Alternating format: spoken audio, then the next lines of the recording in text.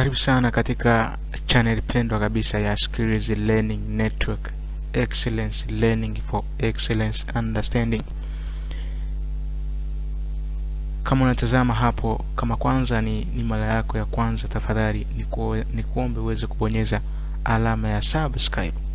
Utaweza kupata kila ambacho tutakuwa tunakuletea kila siku, baada ya kupata vitu vizuri kama kila ambacho nakuonyesha hapo ukiwa unatazama kupitia screen yako hiyo. Kwa majina naitwa Mr. Maguru, nahusika na masuala ya sayansi, hasa utanipata katika chemistry practical, physics practical na biology practical pia. Kwa hiyo hii ni Skills Learning Network. Tunajihusisha na mambo ya education.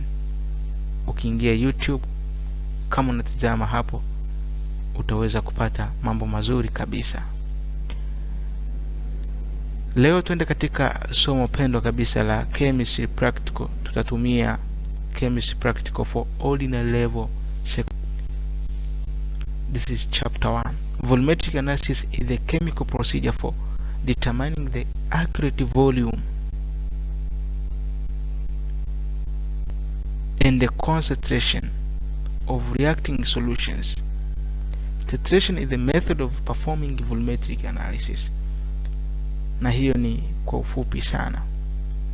Lakini titration tunasema is the process of determining the concentration of substance in a solution by adding one solution to another solution between acid and base or alkali solution until reaction of definite and non-proportional is complete. Then after titration, you are supposed to see the ending point for the reaction. What is the ending point for the reaction? Ending point is the stage where the acid and the base have reacted completely, and that is a point where reaction is already taking place. The ending point for neutralization reaction is indicated or is shown due to the color change observed. Na hiyo ndo theory kwa ufupi ambayo tunaenda kuona on practical how we are going to practice. In chemistry practical, there is a color changes of indicator during acid base titration. Nazungumzia kwamba leo tunaona theory of volumetric analysis, namna inavyoenda kufanya kazi katika practical ya titration of volumetric analysis yenyewe. The reaction of the acid and the base form salt and water as a product. The reaction of acid and the carbonate form a salt, water and carbon dioxide as a product. But the reaction of acid and the base, alkyl, generally is called the neutralization reaction, which means when the reaction takes place within, it means the product there is neither acid nor base. That is the neutralization reaction, which means the product there is neutral. What is indicator? Indicator the substance that give a different color in acidic and in alkaline media. Or say the chemical substance which shows the color change at the end of a chemical reaction, and it is the significance of using indicator in titration method. So the significance of the indicator is to show the color change at the end of chemical reaction. You can be asked the question, why we use the indicator? What is the significance of indicator? And that is significance of indicator. Let's say indicator choice, suitability or indicator. That is the color change. It means the color change indicator. POP in acid is colorless, in base is pink, but in neutral at the ending point when you use phenolphthalein indicator, we expect to see the colorless, that is colorless. Methyl orange in acid is red or pink. It depends the concentration you add or the amount of drops you add in your acid. In base is yellow, but in neutral we expect to get orange and not red or pink. Litmus paper almost in acid, if the litmus paper is red, will remain to be red, will still to be red. If it's in base, will change to blue. If it's blue, will change to red, and in base will still in blue. And the neutral, there will no change of the color.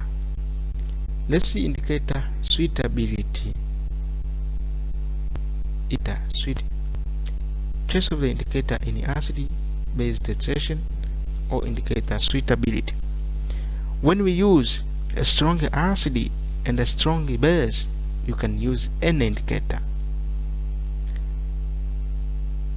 and not otherwise. When you use weak and strong, weak acid against the strong base, make sure you use POP or phenolphthalein indicator. When you perform titration for strong acid, weak base, make sure you use methyl orange, and there is no reaction of weak acid and weak base, and there will no any suitable indicator to use. You cannot titrate between sodium bicarbonate against oxalic acid or acetic acid. Why we use the POP at a certain reaction? We have seen that we use POP in acid and a strong base. Why? The reason is phenolphthalein indicator is made up of weak base, and they do not support weak base, so we are supposed to use methyl orange on a weak base.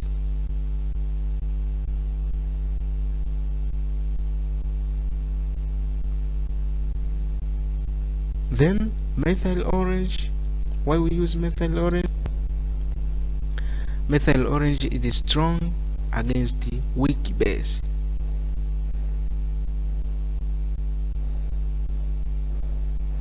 So the methyl orange for weak acid, and they would not support weak acid. So in order to support weak acid, you are supposed to use phenolphthalein indicator. I think for the introduction of volumetric analysis, that is the end of our tutorial for today. This is the book. If you need this book, that's it. Call me through my number. I'm writing here. You will see 07 4513 5181.